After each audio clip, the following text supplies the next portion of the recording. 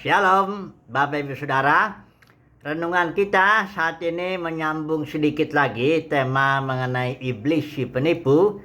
Dan kali ini kita mau merenungkan kalau Alkitab mengatakan orang fasik itu siapa? Apakah orang di dalam umat Tuhan atau orang-orang di luar umat Tuhan? Nah, mari saya baca dulu satu ayat, Mazmur 92 ayat yang 8.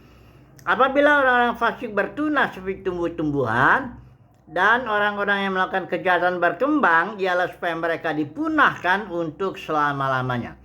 Nah, saya mendapat kesan bahwa dalam kekristenan itu orang-orang fasik atau guru palsu atau nabi palsu atau antikristus itu sesuatu yang di luar gereja gitu loh, di luar umat Tuhan ya.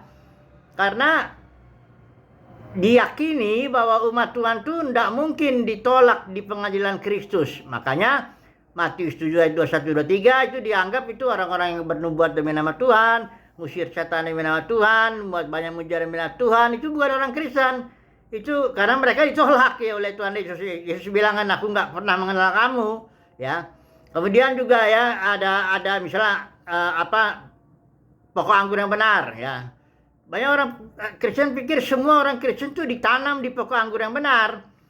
Nah, karena Yesus bilang ini, akulah pokok anggur, kamulah ranting-rantingnya. Nah, banyak orang pikir, orang Kristen pikir semuanya orang Kristen berarti itu ranting dalam pokok anggur yang benar.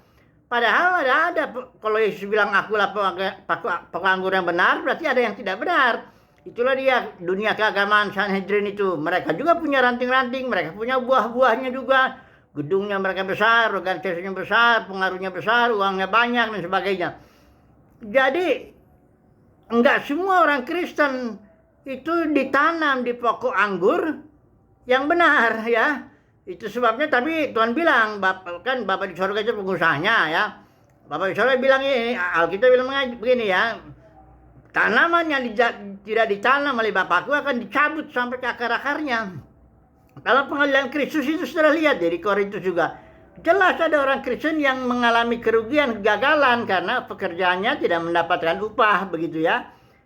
Saudara melihat juga ya ada Yudas lah, ada Ananias Safira, ada Demas, orang-orang Kristen yang akhirnya menyimpang. Dalam surat Galatia Paulus juga bilang ada orang yang mulai dari roh dan mengakhirinya dalam daging ya. Jadi orang-orang fasik, kalau kita mengatakan orang-orang fasik ya, itu berarti orang-orang di dalam umat Tuhan, hanya perilakunya dia tidak benar ya. Contohnya lah orang Farisi ahli Taurat itu umat Tuhan yang terikat dengan perjanjian Musa. Tapi Yesus bilang bapakmu iblis gitu ya.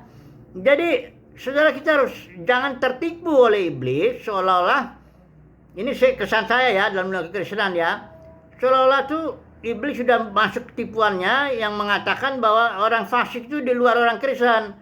Pokoknya orang Kristen yang ditolak di pengadilan Kristus itu bukan orang Kristen lahir baru, ya. Pendeknya orang Kristen yang sekali selamat tetap selamat. Nah, itu kan ada keyakinan seperti itu ya. Nah, ini kalau soal selamat, mas, semua orang juga selamat. Yesus bilang Yohanes 12 ayat 32 jelas, aku akan menarik semua orang datang kepada aku. Setiap lutut akan bertelur, dia akan mengakui saudara Tuhan bagi kemuliaan Bapa. Jadi kalau soal selamat, semua selamat. Cuman masalahnya ketika pengadilan Kristus ditegakkan, nah inilah dia orang-orang fasik dinyatakan di situ. Di Matius 7 bilang Yesus akan berterus terang ya, menyatakan juga misalnya perumpamaan gandum dengan lalang itu. Banyak orang pikir lalang itu ya orang di luar kekristenan, orang yang bukan lahir baru ya. Padahal itu lalang dan gandum ada dalam satu ladang ya, ladangnya Tuhan.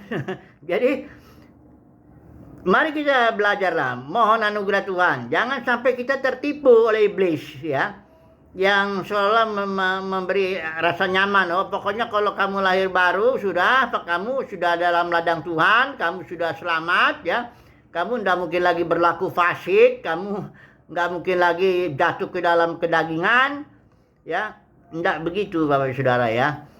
Jadi kita mohonlah selalu anugerah Tuhan supaya pertama kita jangan ketipu bahwa orang-orang fasik itu ada di dalam gereja ya. Gereja kan sudah jatuh, pecah menjadi puluhan ribu denominasi. Jadi banyak orang fasik di dalam gereja itu ya.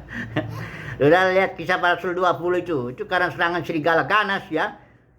dia menyerang para pemimpin gereja mula-mula itu, sehingga akhirnya para pemimpin itu meninggalkan diri, tarik balik kepada dirinya, tarik uang juga pada dirinya, bangun kerajaan sendiri. Itu orang-orang fasik itu, ya.